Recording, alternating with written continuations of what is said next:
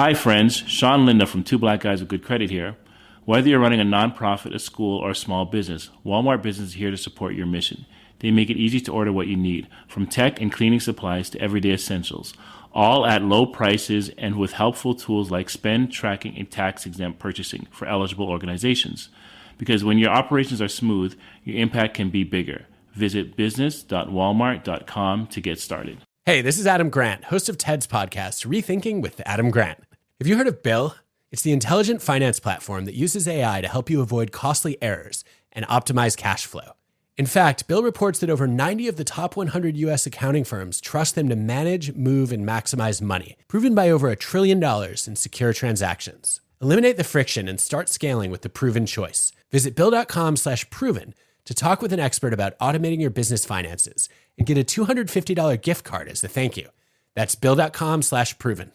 Terms and conditions apply. See offer page for details.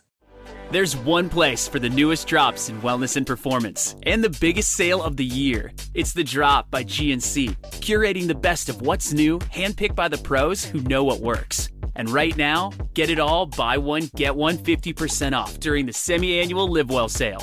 From crushing workouts to leveling up your nutrition and everything in between, get the best deals on the latest innovations. All the newness is all on sale right now during the Live Well sale on The Drop by GNC. Welcome to the Great Coaches Podcast. To me, being perfect is not about that scoreboard out there. This is a chance of a lifetime. When you can understand the person, you can then work towards a common goal. We are all on the same team. Know your role and do it to the best of your ability. Focus on the fundamentals. We've gone over time and time again. Your defense has got to be better. Leave no doubt tonight. Great moments are born from great opportunity. My name is Jim Wolfrey, and you're listening to the Great Coaches Podcast, where we explore leadership through the lens of high-performance sport by interviewing great coaches from around the world to try and find ideas to help all of us lead our teams better. Our great coach on this episode is Alan Smith. Alan Smith is an English football manager, football's equivalent to a head coach, who has managed Dulwich Hamlet FC, Crystal Palace, and Wycombe Wanderers. In 1994, Alan coached Crystal Palace to the Division 1 Championship and was also awarded the League Managers Association Championship Manager of the Year. In 1995, he led the team to the semi-finals of both the League and FA Cups. In a career that spans over 40 years, he has worked with some amazing coaches and helped develop players like Gareth Southgate and Chris Coleman, who have gone on to have successful coaching careers of their own. Alan is a positive and energizing person with a lifelong passion for helping others develop. He is also a strong advocate for finding a mentor as a head coach to help you be the most effective leader you can possibly be. Some of the key highlights of this interview for me include his view that you shouldn't treat your athletes as one-dimensional sports people, but you should rather see the whole person and try to help them learn and develop for life. How, as a high-performance coach, you have to treat players as individuals, which means you cannot apply blanket rules for the team. And that great coaches don't talk about their achievements, even if they were champion players. It has to be all about the players and the people they are looking after. This was a wonderful conversation, and I hope you enjoy it as much as we did. The Great Coaches Podcast. So, Alan Smith, good morning and welcome to the Great Coaches Podcast. Morning, Paul. Lovely to be here. We're lovely to have you to talk a little bit of football, or as we call it in Australia, soccer. But could I start with a really simple question, Alan? Where are you in the world and what have you been up to so far today? Well, I'm based in about 11 miles outside of London. I've done my sort of country walk, and after we finish today, I'm going to have a quick train journey up to London. I'm going to walk along the embankment. It's about 5 miles, but Paul, it's a marvellous walk. You start from the Tower of London, and I end up about the Houses of Parliament and cut through to the changing of the guard, which finishes about 4 o'clock. So that's going to be my day. I'm a massive Fulham fan, so I've got to get to a television sometime to watch that. Crystal Palace don't play till Monday.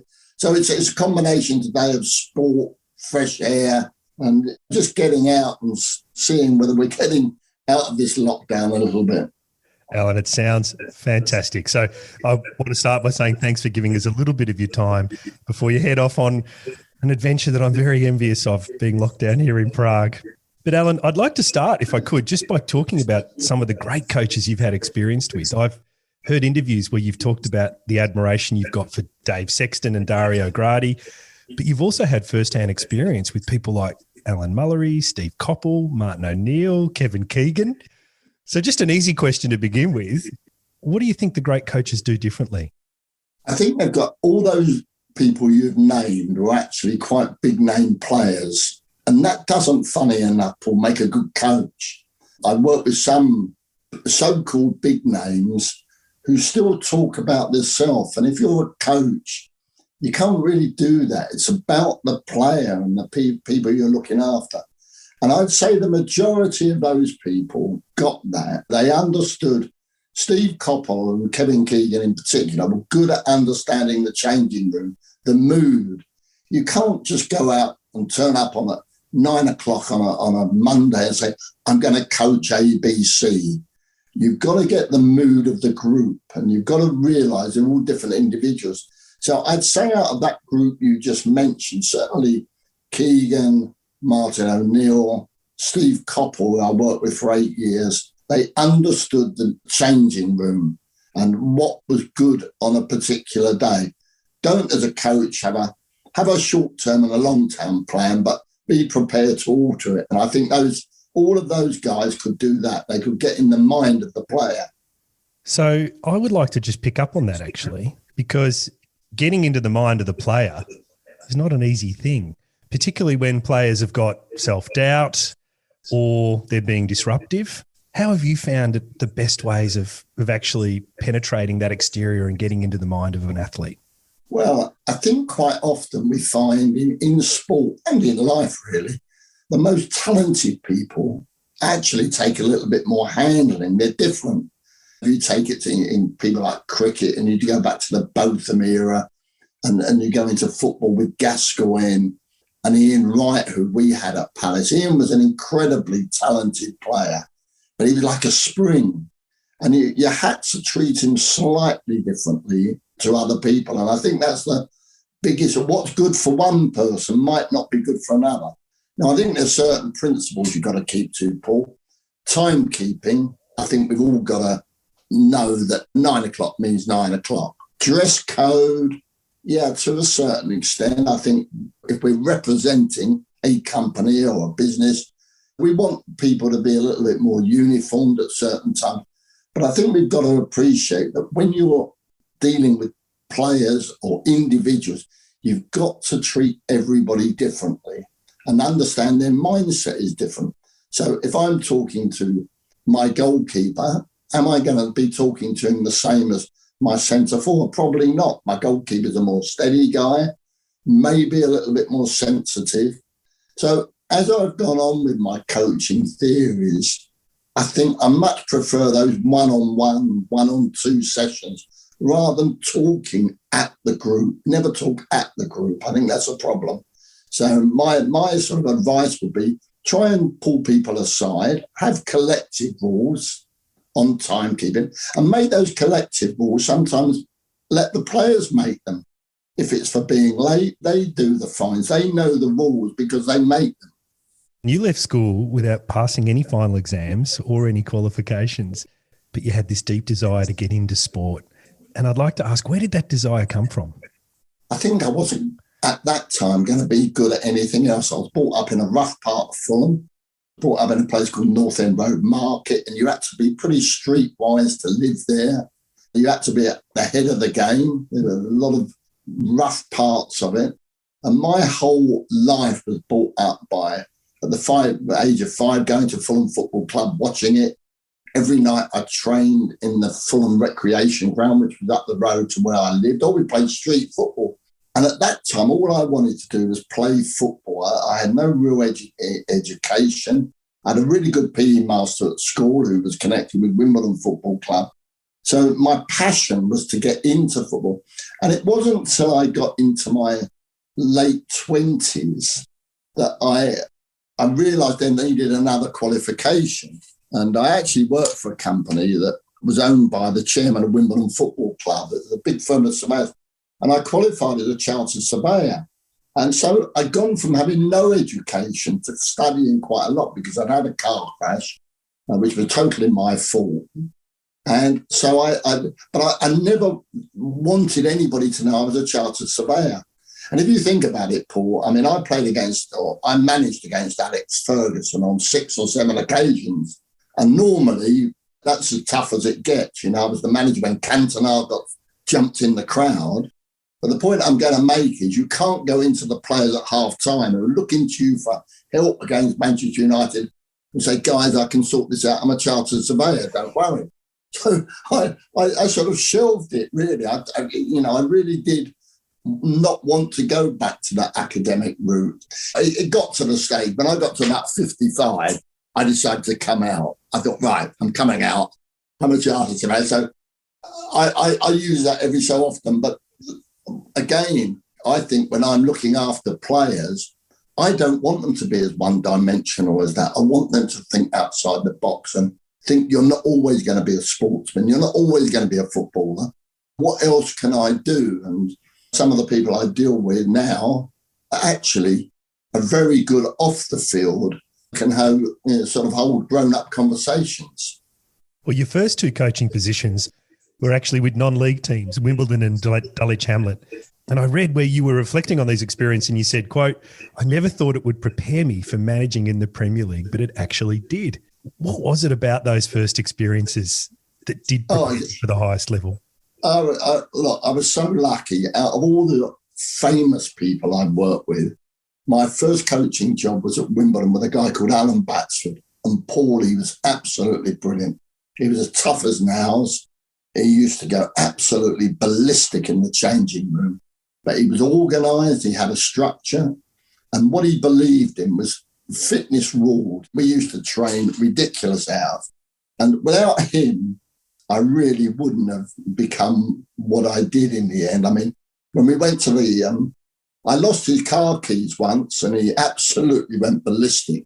And I denied losing them. I actually buried them in my garden in my house. I lived in a little terraced house because he was that frightening. He wasn't off the field. He was very polite, very articulate, but his passion.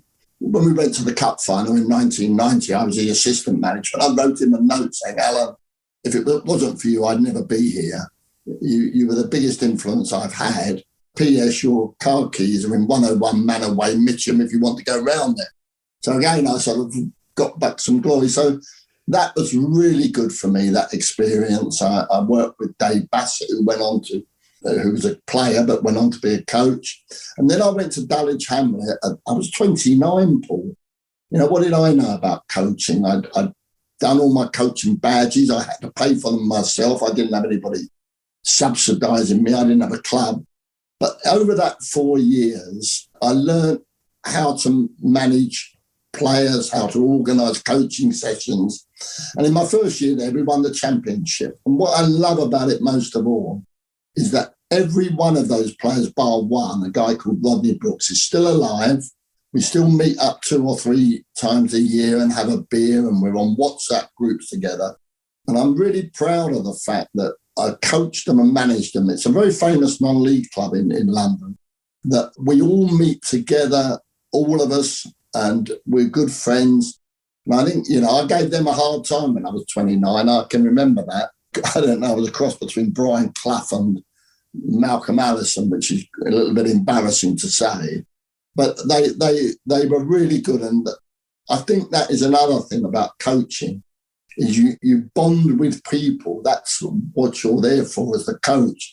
You're not there to be a dictator. You're not there to be, it's all about you. So again, I learned through that experience, although my humility and my ego at that time my humility wasn't a lot and my ego was quite big. So I learned again to temper that as I took the next stage.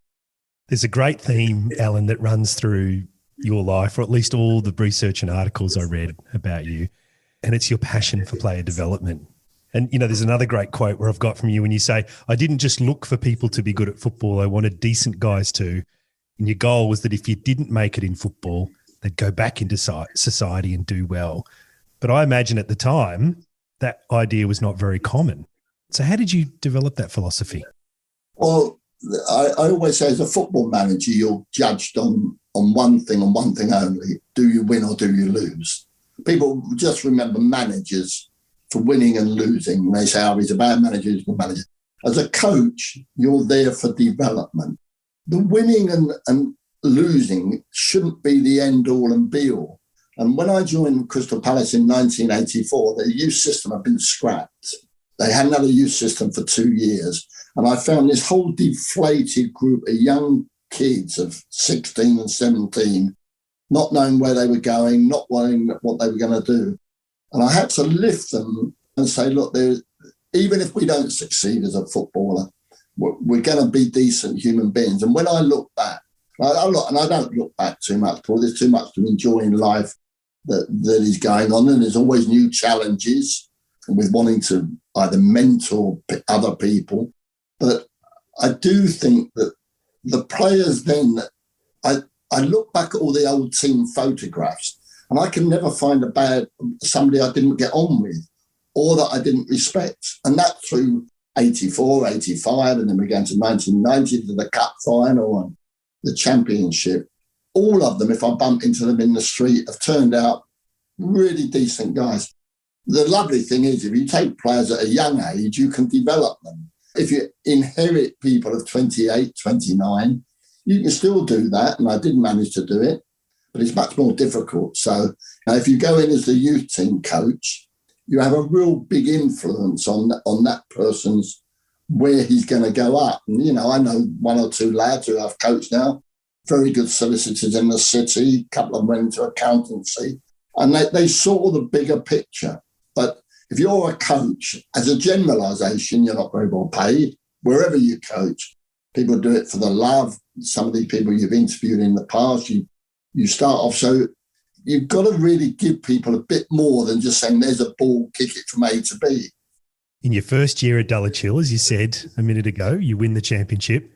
And then the same thing happens when you're the first year as the head coach at Crystal Palace. Was there something similar in both of these instances? Was there a thing you did at the start of the season that drove those results? I think in both teams, although they were totally different, I had good players. That's the key.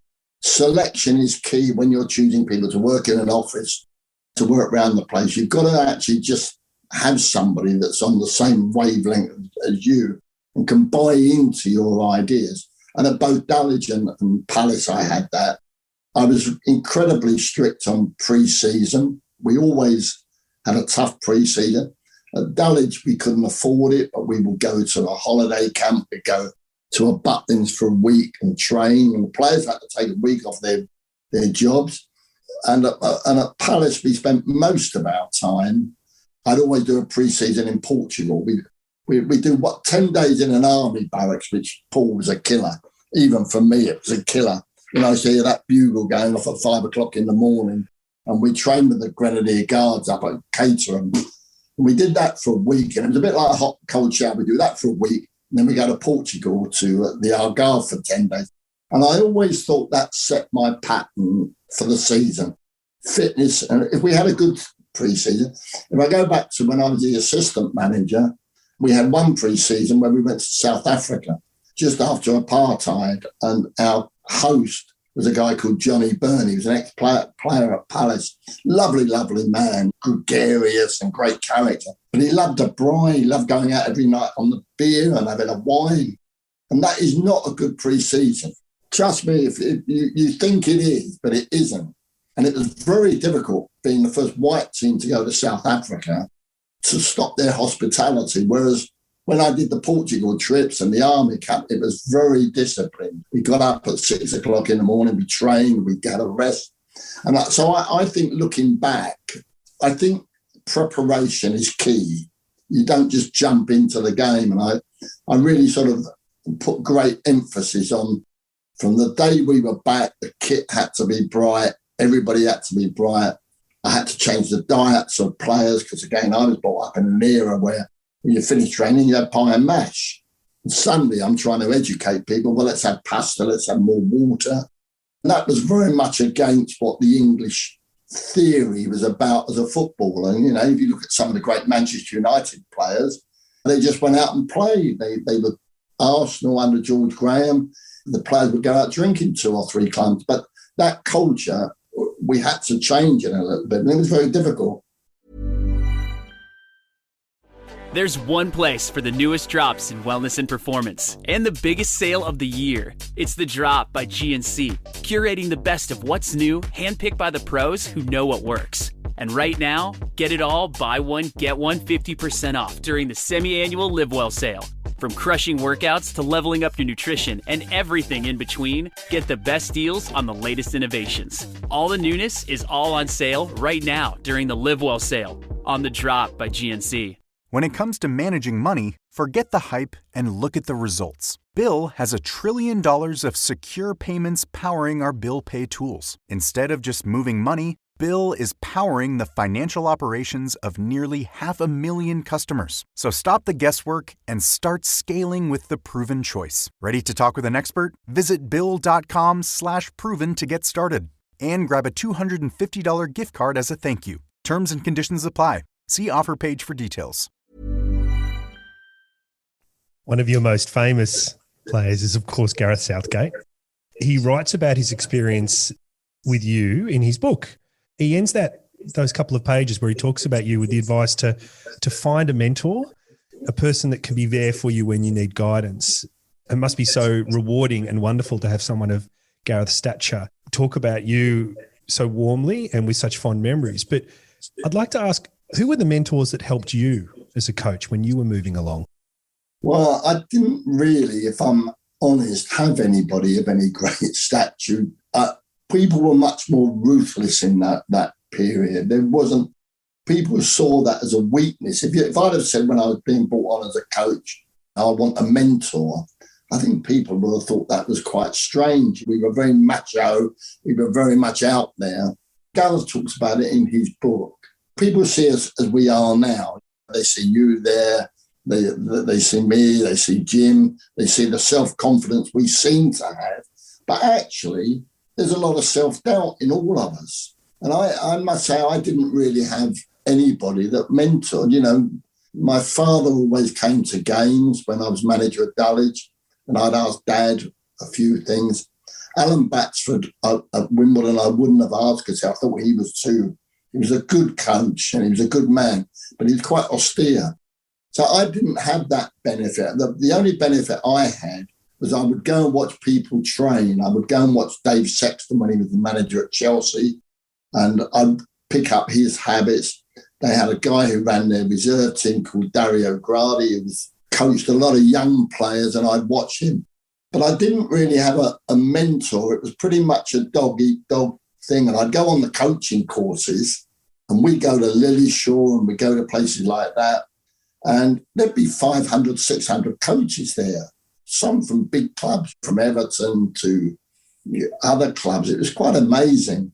So I didn't really, I must admit, I didn't have a mentor. I just went and watched people and thought, well, that's good. I'll keep that idea. I'll watch that coaching. But there weren't many that I could really talk to. And I found the coachings at the FA were very austere. They didn't really want to help. And it's funny years later because I became a coach for the FA. I looked at one of my coaching groups one day, and on it was Glenn Hoddle, Mick McCarthy, and a couple of other famous people. And I'm now taking this group to pass their coaching qualification. And my coaching qualification, besides I was quite studious and I knew all the rule book, but was coaching Dulwich, Hamlet and Wimbledon, as you've alluded to. Suddenly I've got these international players. I'm telling them how to coach to pass their exams. And I went and got my food one day and I went down to sit with them. And one of them looked at me and he said, no, you can't sit here, Alan, internationals only. I thought, oh, God. And I picked up my plate and when I walked away, I felt very, goodness me. And it was quite funny because 3 months later, I played against one of the coaches. I was managing Palace and we beat them 3-0 and I couldn't help but go up and say internationals only. So to answer your question, I didn't have a mentor. You learned as you went along. And again, that's why I think now I have certain people that I mentor that I don't talk about, because I think it's between me and them, and a couple of them you've interviewed in the past. I can see the need for it, but then it was seen as a weakness. It was, you have to go and ask somebody. And Gareth, even now, I spoke to him yesterday, but normally I try and keep off of football matters. I think there's enough people saying to Gareth Southgate and saying to managers, why don't you put him at right back? Why don't you put him at left back? They want to actually talk about something else, about their presentation or how they should deal with an off-the-field situation, which is much more important. One of the great ideas, Helen, that you had long before it became popular was the concept of a leadership group, getting the players to take ownership of the rules, which you talked about earlier. It just made me wonder, what would be your advice to other coaches on the importance or the timing of when they should step back and really let the players take over? Well, I'm a great believer in, first of all, not talking at people. I'm a great believer in making people make decisions, making them think for themselves. And that implies to the office environment. I don't think that's any different of saying people want to be included. So I've always been a believer in a strong changing room. I learned that, I think, probably more from Steve Coppell. He would let the players make important decisions. I mean, we went to Liverpool once when the players didn't want to wear our club track suits. And he said, Alan, let them wear what they like. I don't care. Let them make the decision. So we turned up at Anfield in all sorts of, some Adidas, some Puma. But the players thought they'd made a decision. They didn't like the tracksuits they had. And we managed to beat Liverpool 2-1 because it bonded the group, because they made the decision. They didn't like the tracksuits. They made the decision. They were prepared to go there in other. And we won the game. And I wasn't overjoyed about it because I didn't think it gave the right attitude. And also, when you've got young players coming up into the team, you don't want them doing it. I think you've got to curb that a little bit.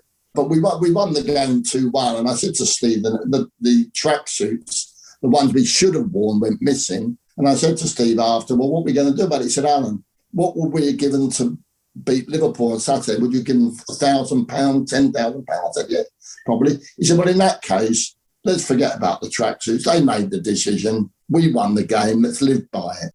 So again, I would put as much responsibility onto the player because you want a thinking person. I get a bit frustrated sometimes when I was quite lucky, I think, Paul, because in the day we didn't have agents. So it was much easier to form a relationship with players and talk to them. Now, sometimes some agents, they want to take over the player. And I really don't like that. If I talk to you, I want to talk to you. If I want to do this, and we're going to do something on social media, I want to be the one who makes a decision about it. So I think the good coaches are good mentors. Whether they need a whole loop of other group of people acting for them, I don't know. But I would say to anybody, put the onus on the player. It's his body, it's his life, it's his career, and discuss it. Don't order it. Discuss it. There's plenty of times in the afternoon to get to know each other.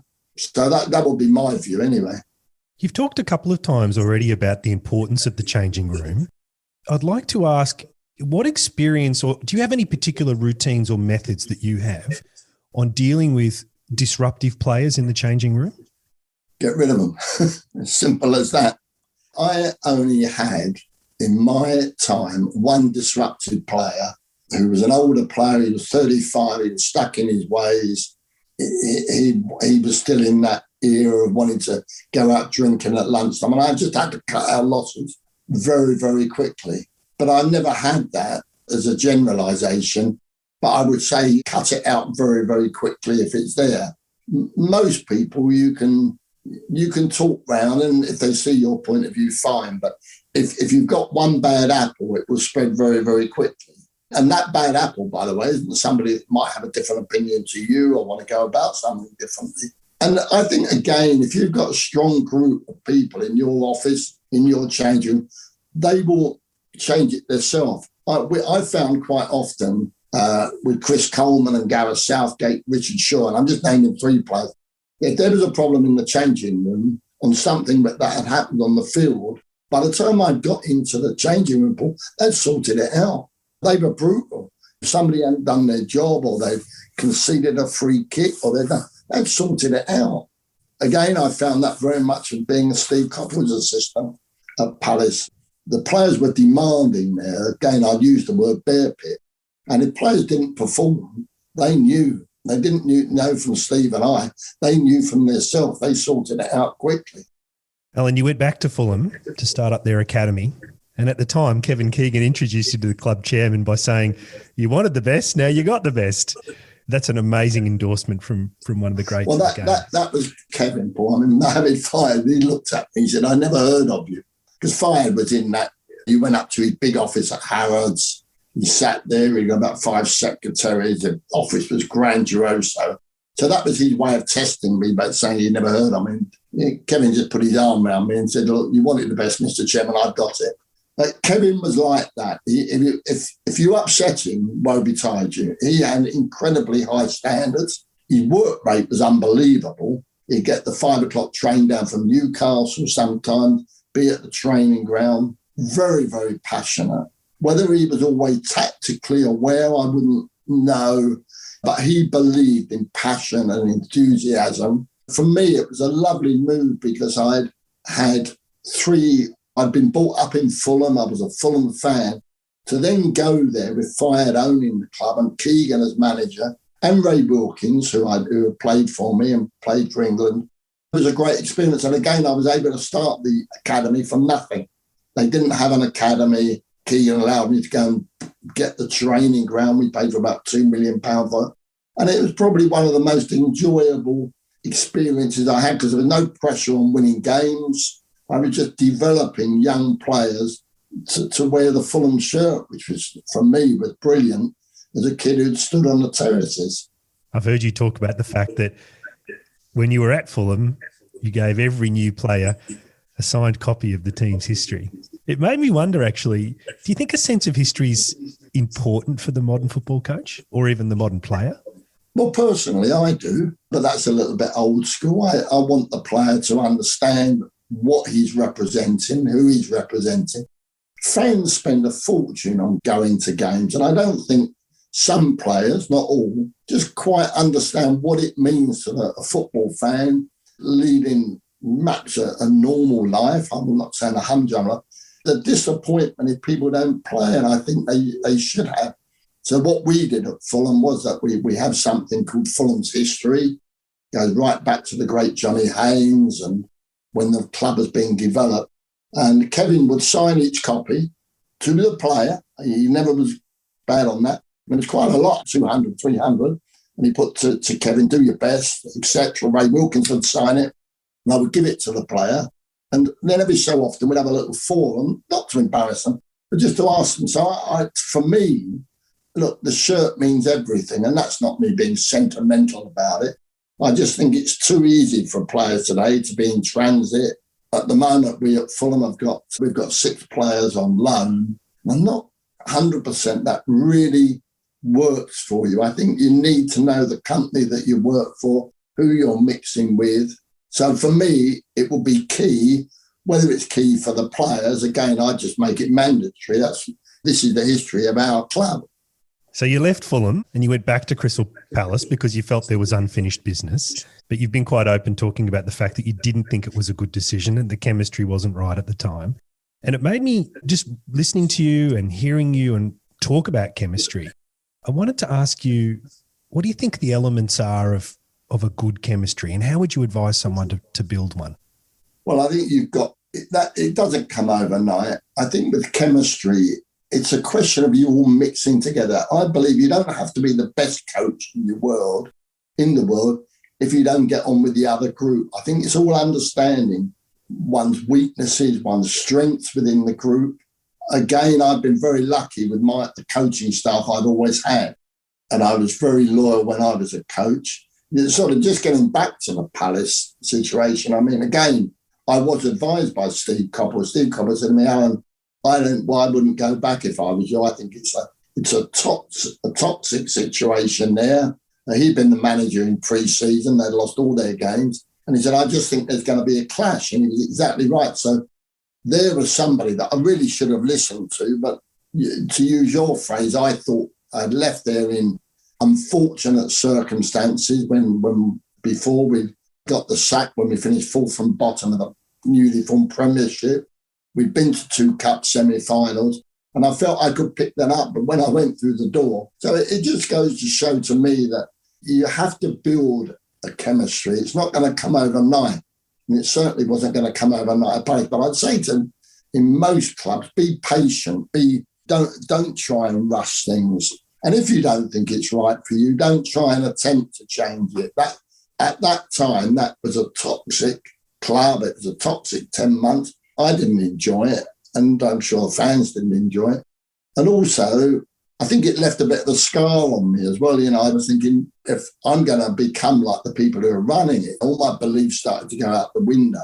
And if you then start doing things you don't really believe in, that is definitely the time to get out, money or no money. I was quite well paid for that period at Palace. As far as job satisfaction and in being involved, there wasn't. But I never heeded advice, and I certainly look back and sort of regret that. Alan, I have an amazing quote from you that I'd like to finish with if I could. Whether you coach cricket or you coach rugby, the principles are the same. You've got to give more than you take. And when you think about what you've given, how would you describe that in the legacy that you would like to leave? Well, I definitely go back that to be a good coach, you've got to give more than you take. It's 95% about the player and it's 5% about the coach. If the player is not receptive or doesn't really want to do it, we talked about Gareth Southgate in earlier and about his recent book, but I never really picked. Gareth was probably way behind many other players that we had at the time who were just, you could see were naturally talented. And sometimes it's very easy to latch on as a coach to the naturally talented ones and say, I want to be part of them. You know, I can see this guy's going to be a high flyer. The difficult thing for a coach is to get the ones that have insecurity and not quite sure how good they're going to be and what they can do. So I go back to my Dulwich days. I think my legacy there, yeah, we won a championship, but I've got 15 or 16 guys that I'm really close to. If I look at the Palace team of 1994, we're all still very close together. And also the Steve Coppell's team of 1990, we're a tight group. There's no animosity. They can never say, you use this vehicle for your own benefit. I didn't. So today, I you know, my enthusiasm for cricket, you know, I mentor a few cricket coaches, and I really sort of enjoy talking about that or dealing with those experiences. So I think I've never looked for a legacy. I've loved doing what I'm doing. I still enjoy it. I still want to be involved, but I'm bright enough now to know when to stand back, when to step in, and don't try and make it your glory pitch. That's what I would say. I'm going to challenge you a bit on that if I can, Alan. So if I had access to those WhatsApp groups you just talked about, and I put a message out saying, what's the legacy everybody thinks Alan Smith's led? What do you think the players would say? I'd like to think they would say he did it for the right reasons. He never took, he gave, and he gave me time. And that's the big thing in life that you can't buy is time, giving of yourself and really getting a pleasure out of that. I didn't go into football coaching to earn a fortune, and I didn't earn a fortune out of it. If I'd have done that, if I'd have wanted that, I'd have gone another career. I would have gone into the property world probably and earned, but I didn't really want to do that. And I think I'd like to think that the majority of them would say he gave more than he took, and he gave me time, and he helped me develop. That's what I would hope they would say anyway.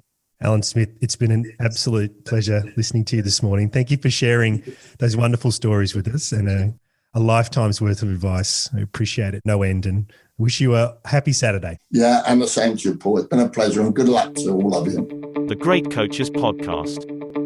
Hi everyone, it's Paul here, and you have been listening to our discussion with football coach Alan Smith. Some of the key parts of the interview for me were Alan's views on the importance of team members understanding the history of the club they are representing, how there is self-doubt in everyone, and finding a mentor is a critical step in helping you deal with your own self-doubt. And as a coach, you have to temper your own ego for the good of the team. I hope you enjoyed it as much as Jim and I did. In our next episode, we will be speaking to basketball coach Michelle Clark-Heard. I think there's something that I really can say that I really try to focus a lot on is really taking a look in the mirror after every day. Even if it's after a practice where we don't do well, if it's after a game where we haven't performed at the level, before I go back to them and before I talk with them, I always come with them about what I could have done better. And just before we go, coaches are not usually the type of people who seek the spotlight. And so if you can put us in contact with a great coach that you know has a unique story to share, then we would love to hear from you. You can contact us using the details in the show notes.